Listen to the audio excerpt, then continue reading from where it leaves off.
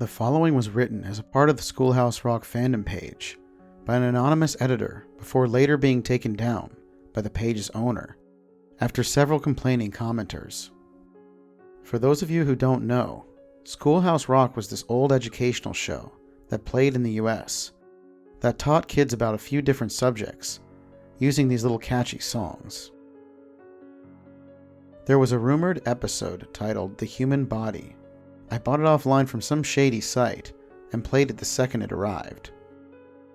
It had no introduction, just fought through some garbled, distorted footage before jumping right into the song. It started with a few verses about moving joints and fingers and knees and things before I got a phone call. I paused the DVD and walked out of the room to take it.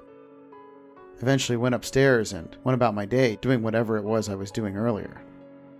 I came down later, probably sometime like 1 in the morning, for a snack and some water, when I noticed the TV was still on. I had apparently forgotten to turn it off before going to bed, and remembered I hadn't gotten a chance to check out the episode.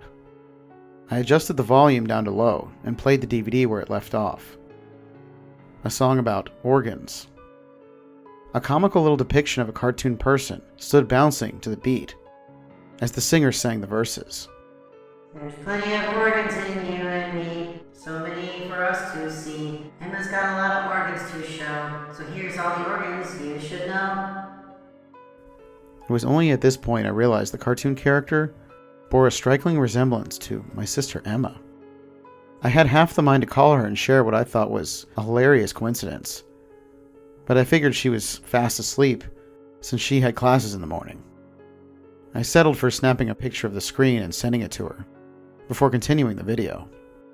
The cartoon Emma started trembling a moment before suddenly hurling a pile of assorted and multicolored organs. Something I thought was fairly graphic for what was supposed to be a kid's show. But I didn't take the hint and kept watching as the show rattled off a bunch of different organs while they danced across the screen. All the while Emma began to look very gray in the background. By the time I'd noticed it, the next portion of the song had begun. There's plenty of bones in you and me, so many bones for us to see. Joey's got a lot of bones to show, so here's all the bones you should know. Another cartoon character, this one sharing the name and appearance of my younger brother Joey, asleep in his room upstairs. A chill ran down my spine. A comically large zipper appeared over Joey's head, pulling down and splitting him open to reveal a full skeleton underneath. It would have been something easy to shrug off if I hadn't seen his face. The same bulging eyes, the same strained smile. And what was worse, the growing static that had been fairly quiet at the start was beginning to conflict with the music. And as it picked up, I could hear the sound of a child's scream beneath the white noise.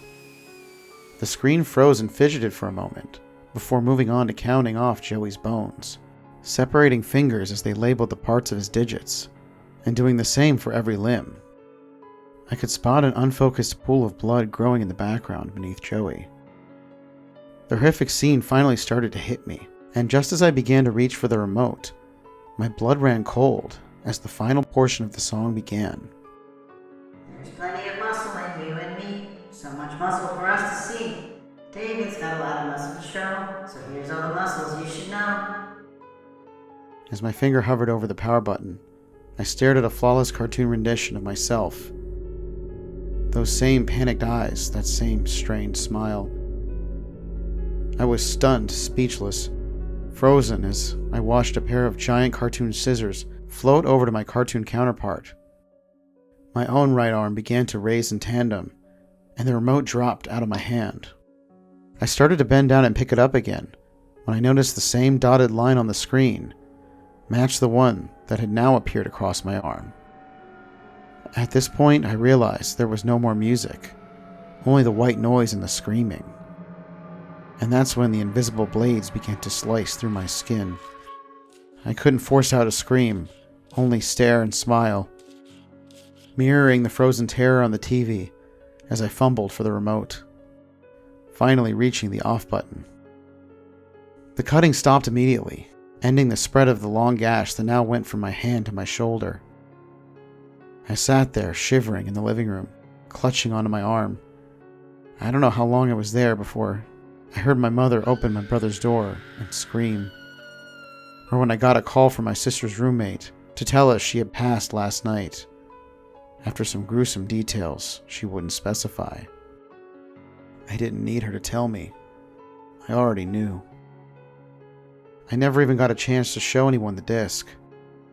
It was gone by the time I got back from the hospital.